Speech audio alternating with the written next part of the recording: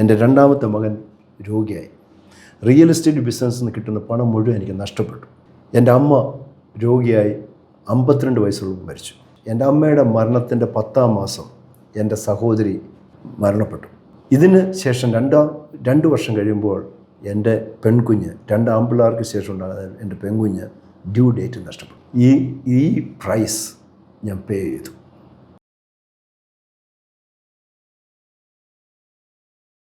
Pastor Roy Cherian OPA വഴിയാണ് അല്ലെങ്കിൽ മസ്കറ്റിൽ വെച്ചാണ് യേശുക്രിസ്തുവിൻ്റെ രക്ഷിതാവായി സ്വീകരിക്കുന്നതും പെന്തക്കോസ്ത് അനുഭവത്തിലേക്ക് വരുന്നതും.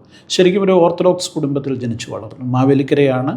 മാവേലിക്കരയിലെ പോളച്ചിറയ്ക്കൽ എന്ന് പറയുന്ന പ്രസിദ്ധമായ കുടുംബത്തിൽ ജനിച്ചു വളർന്നു.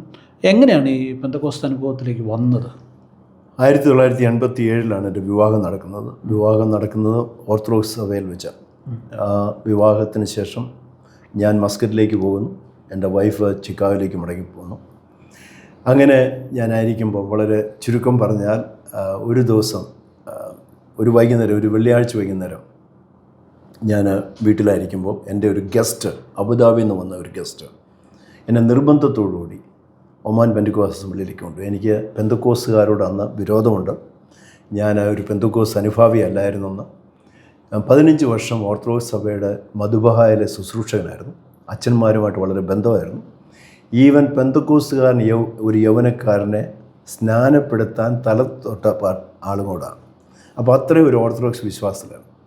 എന്നാൽ ആ OPAയിൽ അന്ന് ആ രാത്രിയിൽ കടന്നുപോയി അവിടെ സഭാരാധനയെ സംബന്ധിക്കുമ്പോൾ എനിക്ക് അവിടുത്തെ ആരെയും പരിചയമില്ല, പാസ്റ്ററെ പരിചയമില്ല. അന്നത്തെ മെസ്സേജ് മർക്കോസ് 8:36, ഒരു മനുഷ്യൻ സർവ്വലോകം നേടിയിട്ട് അവൻ്റെ ആത്മാവിനെ നഷ്ടപ്പെടുത്തിയാൽ എന്ത് പ്രയോജനം? ആ വാക്യം അതിന് വർഷങ്ങൾക്ക് മുമ്പ് ഓർത്തഡോക്സ് സഭയുടെ യൂത്ത് ലീഗിൽ ഞാൻ എടുത്ത് പ്രസംഗിച്ച ഒരു ഭാഗമാണ്. അന്ന് എനിക്ക് ദൈവവചനം എന്താണെന്ന് അറിയില്ലായിരുന്നു. ആ വചനം അറിയാതെ ഞാൻ ആ വാക്യെടുത്ത് പ്രസംഗിച്ചു. ആ പ്രസംഗം അന്ന് കേട്ടിരുന്നത് ഞങ്ങളുടെ യൗവനക്കാരായ ചെറുപ്പക്കാർക്ക് വളരെ താല്പര്യം തോന്നി. എന്നോട് ചോദിച്ചു, അതെങ്ങനെ സാധിച്ചു എന്ന് ചോദിച്ചു. അതേ വാക്യം വർഷങ്ങൾക്ക് ശേഷം ദൈവാത്മാവ് എന്നോട് ചോദിച്ചു. അന്ന് രാത്രിയിൽ ഞാൻ കർത്താവിനോട് പറഞ്ഞു, കർത്താവേ, if you are real come and change me. അന്ന് രാത്രി എൻ്റെ ജീവിതത്തിന് മാറ്റമുണ്ടായി. അന്ന് വരെ എൻ്റെ ജീവിതത്തിൽ മുറുകെ പറ്റിക്കൊണ്ടിരുന്ന പല കാര്യങ്ങളും, മദ്യപാനം, സിഗരറ്റ് വലി തുടങ്ങിയതായ കാര്യങ്ങൾ, അങ്ങനെ അവിടെ വെച്ച് ഒരു ഫുൾ സ്റ്റോപ്പ് ഇട്ട് ദൈവം എന്നെ രൂപാന്തരപ്പെടുത്തി. ഇതായിരുന്നു എൻ്റെ രക്ഷയുടെ. അതിനുശേഷം ഞാൻ മസ്കറ്റിൽ നിന്ന് മാവേലിക്കര വന്നു. മാവേലിക്കര ശാലേം IPCയിലാണ് സ്നാനപ്പെട്ടത്. മടങ്ങി അത് കഴിഞ്ഞിട്ട് 89 ചിക്കാഗോ വെച്ചത്. IPCയിലാണ് സ്നാനപ്പെട്ടത്? അതെ.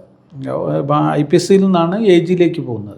AGയിലേക്ക് പോകുന്നതിൻ്റെ കാരണം, അന്ന് അരിസോണയിൽ മറ്റ് കൂട്ടായ്മകളില്ലായിരുന്നു. IPCക്ക് ഒരു കൂട്ടായ്മ അന്ന് തരാനായിട്ട് കഴിയത്തില്ലായിരുന്നു. അങ്ങനെ വന്നപ്പോൾ ഒരു കൂട്ടായ്മ ലഭിക്കാൻ, അതായത് എന്തെങ്കിലും ഈ കാര്യങ്ങൾ നടന്നു പോകാൻ നമുക്കൊരു കൂട്ടായ്മ വേണം, നമുക്കൊരു ഫെലോഷിപ്പ് വേണം. അങ്ങനെയാണ് അസംബ്ലീസ് ഓഫ് ഗോഡുമായിട്ട് അന്ന് ബന്ധപ്പെട്ടത്. ഓക്കെ. അങ്ങനെ ഈ മസ്കറ്റിൽ നിന്ന് പിന്നീട് ഷിക്കാഗോയിലെത്തുകയാണ്. ഓക്കെ. ഈ മസ്കറ്റിലെ സഭയിൽ എത്ര കാലം ഉണ്ടായിരുന്നെന്ന് പറഞ്ഞ്? 87 മുതൽ 89 വരെ 2 വർഷം ഉണ്ടായിരുന്നു. 2 വർഷം. ഓക്കെ. പിന്നീട് ഈ നമ്മൾ നേരത്തെ പറഞ്ഞതുപോലെ സുവിശേഷ വേലയ്ക്ക് വേണ്ടി ഒരു സമർപ്പണം ഉണ്ടാകുന്നത് ആലപ്പുഴ ജോറുട്ടിച്ചാൻ്റെ ആ ശുശ്രൂഷ കാലഘട്ടങ്ങളിൽ, അല്ലെങ്കിൽ അദ്ദേഹമായിട്ടുള്ള അടുപ്പത്തിൽ അദ്ദേഹത്തെക്കുറിച്ചുള്ള ഒരു പരാമർശത്തിൽ നിന്നാണ്, അല്ലേ? അതൊന്ന് പറഞ്ഞാൽ. 89 ഞാൻ ചിക്കാഗോയിൽ ചെല്ലുമ്പോൾ അന്ന് ആലപ്പുഴ ജോർച്ചാൻ്റെ ഒരു സഭ തുടങ്ങുകയാണ്.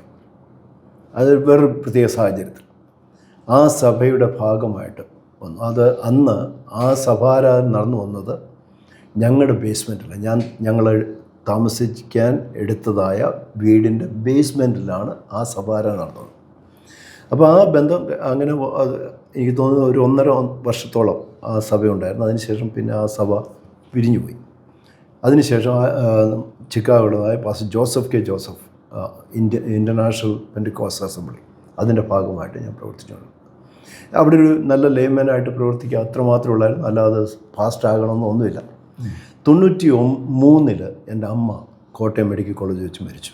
ആ മരണത്തിന് ശേഷം അതിന് മുമ്പ് ഉണ്ടായ ചില ജീവിത അനുഭവങ്ങൾ നിമിത്തം അതൊരു വലിയ സംഭവം, ഒരു വലിയ സ്റ്റോറി. അതുകൊണ്ട് ആ സ്റ്റോറിയിലേക്ക് ഞാൻ പോയാൽ ഈ ഇൻ്റർവ്യൂ നീണ്ടുപോകും. എന്നാൽ 93 ഞാൻ എൻ്റെ അമ്മയുടെ അടക്കത്തിന് ശേഷം ഞാൻ എയർ ഇന്ത്യയിൽ മടങ്ങിപ്പോകുമ്പോൾ ഞാൻ ദൈവത്തോട് പറഞ്ഞൊരു ചോദ്യമുണ്ട്. കർത്താവേ, ഞാനിപ്പോൾ ഒരു ഓർഫനെ പോലാണ്. എനിക്ക് ഫാദറുമായിട്ട് വലിയ ബന്ധമൊന്നുമില്ല. എൻ്റെ ഫാദർ ബീഹാറിൽ ദീർഘവർഷം ജോലി ചെയ്തു. അങ്ങനൊരു ബന്ധം എനിക്കുണ്ടായിരുന്നു. അപ്പം എൻ്റെ ബന്ധം അമ്മയുമായിട്ടായിരുന്നു. എൻ്റെ അമ്മ നഷ്ടപ്പെട്ട് കഴിയുമ്പോൾ എനിക്കൊരു ഓർഫൻ പോലെ. ഇപ്പം ഞാൻ ദൈവത്തോട് പറഞ്ഞു, കർത്താവേ, എൻ്റെ ജീവിതത്തിൽ ഒന്നും എനിക്കുമില്ല. എനിക്ക് പണമില്ല, എൻ്റെ മകന് അന്ന് സൗഖ്യമില്ല. ഇങ്ങനെ ഒരു ദുഃഖകരമായ അനുഭവത്തിൽ കൂടെ പോകുമ്പോൾ ഞാൻ കർത്താവിനോട് ചോദിച്ചു, what is your purpose in me? അന്ന് എൻ്റെ ബൈബിള് ആ ക്യാബിനിൽ നിന്ന് എടുക്കാനുള്ള പ്രേരണ ഉണ്ടായി. എടുത്ത് തുറക്കുമ്പോൾ ജെറമ്യാ 1, യിരെമ്യാ പ്രവചനം 1-ാം അധ്യായം. നിൻ്റെ അമ്മയുടെ ഉദരത്തിൽ വെച്ച് തന്നെ ഞാൻ നിന്നെ കണ്ടു, ഞാൻ നിന്നെ പേർ ചൊല്ലി വിളിച്ചു, ഇനി നീ ബാലൻ എന്ന് പറയരുത് എന്നുള്ളതായ പ്രവചനം. അപ്പോൾ ആ സമയത്ത് ഞാൻ റിയൽ എസ്റ്റേറ്റ് ജോലി ചെയ്യുന്ന ആൾ കൂടെ. എനിക്ക് മറ്റൊരു ജോലിയുണ്ട്, ആ കൂട്ടത്തിൽ റിയൽ എസ്റ്റേറ്റ് ബിസിനസ്. ഒഹൈർ എയർപോർട്ടിൽ ഞാൻ ലാൻഡ് ചെയ്ത അന്നേരം തന്നെ എൻ്റെ റിയൽ എസ്റ്റേറ്റ് ബ്രോക്കറെ വിളിച്ചിട്ട് പറഞ്ഞു, I don't want to be a realtor anymore. അപ്പോൾ അദ്ദേഹം പെട്ടെന്ന് തന്നെ എൻ്റെ വീട്ടിൽ വന്നു. എൻ്റെ ഒരു കൊച്ചു വീടാണ്. അദ്ദേഹം വലിയൊരു മനുഷ്യനായിരുന്നു. അദ്ദേഹം വന്നിട്ട് എന്നോട് പറഞ്ഞു, Roy, you are emotionally broken and because of that, അതുകൊണ്ടായിരിക്കണം നീ ഇങ്ങനെ തീരുമാനിക്കണം. അതുകൊണ്ട് നീ ഒരു 2 ആഴ്ച വെക്കേഷൻ എടുത്തിട്ട് നീ തീരുമാനമെടുക്കണം. ഞാൻ പറഞ്ഞു, സർ, ഐ എം ഡൺ. ഇനി എനിക്ക് റിയൽ എസ്റ്റേറ്റ് ബിസിനസ് ചെയ്യാൻ ഒക്കില്ല എന്ന് പറഞ്ഞിട്ട് ഞാൻ പിറ്റേ ദിവസം ചിക്കാഗോയിലുള്ളതാകുന്ന ക്രിസ്ത്യൻ ലൈഫ് കോളേജ് ചെല്ലുന്നു. അവിടുത്തെ കൗൺസിലറുമായിട്ട് സംസാരിക്കുന്നു. അദ്ദേഹത്തോട് ഞാൻ പറഞ്ഞു, എനിക്ക് ബൈബിൾ പഠിക്കണം. അദ്ദേഹം ചോദിക്കുന്ന 3 ചോദ്യം. നീ രക്ഷിക്കപ്പെട്ടതാണോ? അതെ. നീ സ്നാനപ്പെട്ടതാണോ? അതെ. നീ അഭിഷേകം പ്രാപിച്ചതാണോ? അതെ. എന്നോട് പറഞ്ഞു, ഇവിടെ ക്ലാസ് തുടങ്ങിക്കഴിഞ്ഞു, നിൻ്റെ ക്രെഡൻഷ്യൽ പിന്നെ കൊണ്ടുവരണം, നീ ക്ലാസ് അറ്റൻഡ് ചെയ്യാൻ തുടങ്ങും. അങ്ങനെ അന്ന് മുതൽ ഞാൻ ക്ലാസ് അറ്റൻഡ് ചെയ്യാൻ തുടങ്ങി. അത് 93 സെപ്റ്റംബർ മുതൽ. അങ്ങനെയാണ് എൻ്റെ ഈ ശുശ്രൂഷ കാലം തുടങ്ങുന്നത്. അങ്ങനെ ഇനി അതും കൂടെ പറയാൻ താല്പര്യമുണ്ട്. എന്നുവെച്ചാൽ നമ്മൾ ശുശ്രൂഷയ്ക്ക് വേണ്ടി ദൈവം നിയോഗിച്ച് കഴിയുമ്പോൾ പലപ്പോഴും നമ്മൾ റെബലിയസ് ആകും. ഇതിനു മുൻപ്, ഈ സംഭവം നടക്കുന്നതിന് മുൻപ് എന്നോടൊരു ദൈവദാസൻ പ്രവചനാത്മാവിൽ, എനിക്ക് അദ്ദേഹത്തെ അന്ന് പരിചയമില്ല, അദ്ദേഹത്തിന് എന്നെ പരിചയം. ഞാനൊരു കൊച്ചു പയ്യനെ പോലുള്ള ഒരു ടൈമിലാണ്, വളരെ ചെറുപ്പം. ഇപ്പോഴും പാസ്റ്റർ കുറച്ച് മുമ്പേ പറഞ്ഞു, ഞാൻ എൻ്റെ പ്രായം തോന്നിക്കുന്നില്ല. അന്ന് അത്രയും ചെറുപ്പം.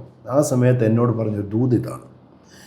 അതായത് അന്ന് ഈ റിയൽറ്റർ, അപ്പോൾ അന്നത്തെ കാലത്ത് പേജറുണ്ട്, ബീപ്പർ. നമ്മുടെ വണ്ടിക്കകത്തൊരു മൗണ്ടഡ് ഫോണുണ്ട്. അങ്ങനെ അടിപൊളിയായി നടക്കുന്നൊരു കാലത്ത് എന്നോട് ഇദ്ദേഹം ഒരു പ്രവചനം പറയുകയാണ്. You are running after the business of the world, but I have called you to run after my business. അപ്പോൾ ചിക്കാഗോയിലാണ്. എൻ്റെ വൈഫിൻ്റെ ആൾക്കാരെല്ലാം അവിടെ ഉണ്ട്, എൻ്റെ ആൾക്കാരെല്ലാം ഉണ്ട്. ഇദ്ദേഹം പറയുന്ന ആ വാക്ക്, I will pluck you out of this place and I will put you to a place where nobody knows. നീ അറിയാത്തതായ ഒരു ദേശം എനിക്ക് അയക്കും, നീ അനേക രാജ്യങ്ങളിലേക്ക് പോകും. അപ്പോൾ ഞാൻ അന്ന് പ്രവചനം എന്താണെന്ന് എനിക്കറിയില്ല. അപ്പോൾ ഞാൻ ആ പ്രവചനത്തെ തുച്ഛീകരിച്ച് ഹൂ ഈസ് ദിസ് മാൻ എന്നുള്ളതായ ചിന്തയിലായിരുന്നു. അതിൻ്റെ മുഴുവൻ ശിക്ഷയും ഞാൻ മാത്രമല്ല, എൻ്റെ കുടുംബം മുഴുവൻ അനുഭവിച്ചു. പാസ്റ്ററെ, അത് വലിയൊരു സ്റ്റോറിയാണ്. ഞാൻ അനുഭവിച്ച വേദനകൾ, ദൈവത്തോട് ഞാൻ മത്സരിച്ചതിൻ്റെ വേദന. എൻ്റെ 2ാമത്തെ മകൻ രോഗിയായി. റിയൽ എസ്റ്റേറ്റ് ബിസിനസ്സിൽ നിന്ന് കിട്ടുന്ന പണം മുഴുവൻ എനിക്ക് നഷ്ടപ്പെട്ടു. എങ്ങനെ നഷ്ടപ്പെട്ടെന്ന് എനിക്കറിയില്ല, അങ്ങനെ നഷ്ടപ്പെട്ടു. എൻ്റെ അമ്മ രോഗിയായി 52 വയസ്സുള്ളപ്പോൾ മരിച്ചു. 52ാമത്തെ വയസ്സ് മരിച്ചു. എൻ്റെ അമ്മയുടെ മരണത്തിൻ്റെ 10-ാം മാസം എൻ്റെ സഹോദരി മരണപ്പെട്ടു. എൻ്റെ സഹോദരി മരണപ്പെടുമ്പോൾ തന്നെ അവിടെ ഒരു 10 മാസമുള്ള കുഞ്ഞും മരണപ്പെട്ടു. അതിനെ ഇപ്പോൾ പരസ്യമായി എനിക്ക് പറയാൻ പറ്റുന്നില്ല. ഇതിന് ശേഷം 2 വർഷം കഴിയുമ്പോൾ എൻ്റെ പെൺകുഞ്ഞ്, 2 ആൺപിള്ളേർക്ക് ശേഷം ഉണ്ടാകുന്ന എൻ്റെ പെൺകുഞ്ഞ് ഡ്യൂ ഡേറ്റ് നഷ്ടപ്പെടും. ഈ പ്രൈസ് ഞാൻ പേ ചെയ്തു. എൻ്റെ കുടുംബം മുഴുവൻ വേദനയിലായി. അന്ന് ഞാൻ ദൈവത്തോട് ചോദിച്ചു, നീ എന്താണ് എന്നോട് ഇങ്ങനെ ചെയ്യുന്നത്? ഒരു ഫിനഹാസിനെ പോലെയോ ഒരു ഫൊയ്നിയെ പോലെയോ ദൈവത്തിന് ഹിതമല്ലാത്ത ശുശ്രൂഷയിലാണെങ്കിൽ I'm done. I don't want to do. അന്ന് എന്നോട് ദൈവം പറഞ്ഞൊരു വാക്കാണ്. ആ വാക്ക് ഇങ്ങനെയാണ്: there is a wide road, ഒരു വിസ്താരമായ റോഡ്. ആ റോഡിന് പല ശാഖകളുണ്ട്. ഏത് ശാഖയിൽ പോകണം എന്ന് നീ തീരുമാനിക്കണം. അന്ന് ഞാൻ പറഞ്ഞു, കർത്താവേ, എനിക്കറിയാം ഏത് ശാഖയിൽ പോകണം. ഇനി മേലും ഞാൻ ഈ ചോദ്യം ചോദിക്കത്തില്ല. എൻ്റെ സിസ്റ്ററിൻ്റെ മരണം അതൊരു ആത്മഹത്യയായിരുന്നു. ആ മരണത്തിന് ശേഷം ഞാൻ നിലത്ത് ഉരുണ്ടിട്ട് ഞാൻ പറഞ്ഞു, കർത്താവ്, എനിക്കിത് സഹിക്കാൻ ഒക്കുന്നില്ല. വേദനയ്ക്ക് മേൽ വേദന അനുഭവിക്കുന്നത്.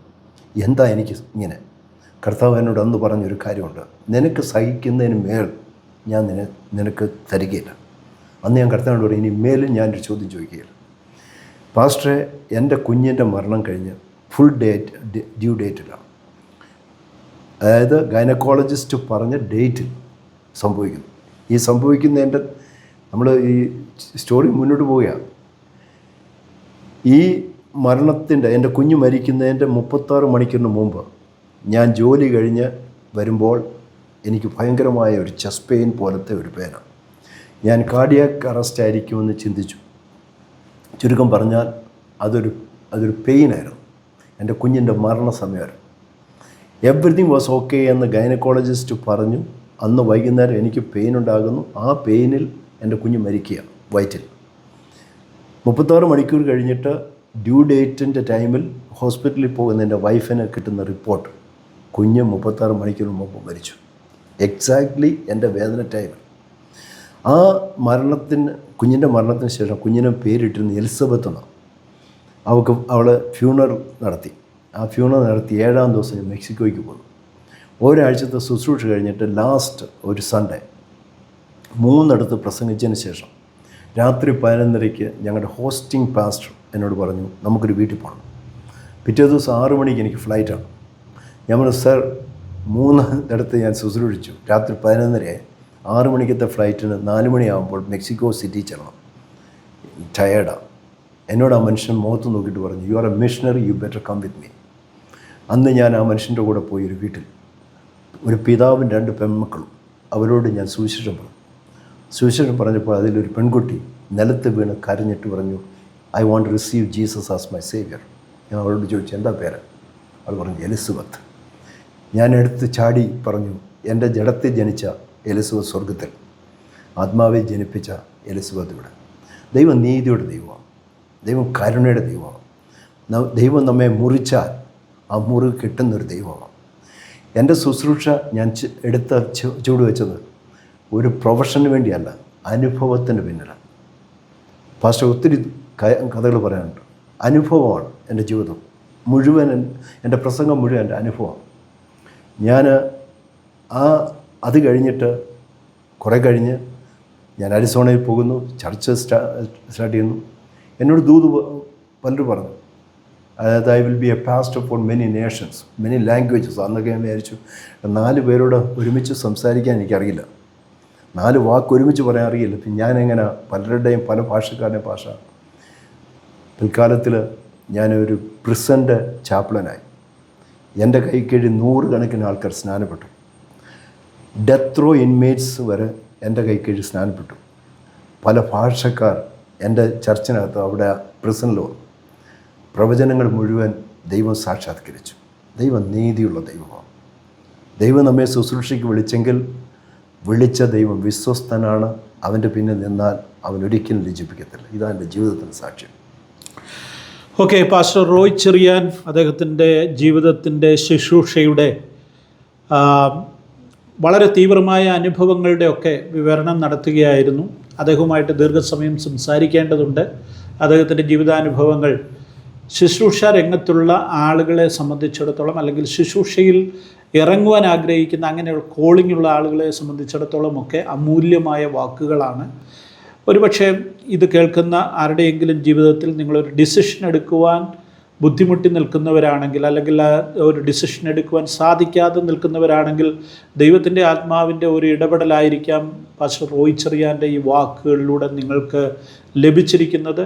ദൈവത്തിൻ്റെ ആത്മാവ് നിങ്ങളെ ഹേമിക്കുന്ന ആ ശുശ്രൂഷ രംഗത്തേക്ക് ഇറങ്ങുവാനുള്ള ഒരു നിയോഗം ഇതിലൂടെ നിങ്ങൾക്ക് ലഭിക്കുകയാണെങ്കിൽ അത് ദൈവത്തിൻ്റെ ഒരു ഇടപെടലായി തന്നെ കണക്കാക്കുക. ദൈവം നിങ്ങളെ എല്ലാവരെയും ധാരാളമായി അനുഗ്രഹിക്കട്ടെ.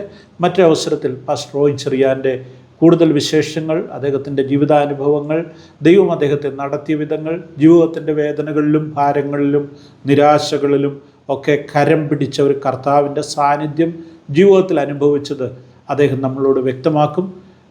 അനുഗ്രഹിക്കപ്പെട്ട വാക്കുകൾക്ക് ഒരിക്കൽ കൂടെ നന്ദി. Thank you.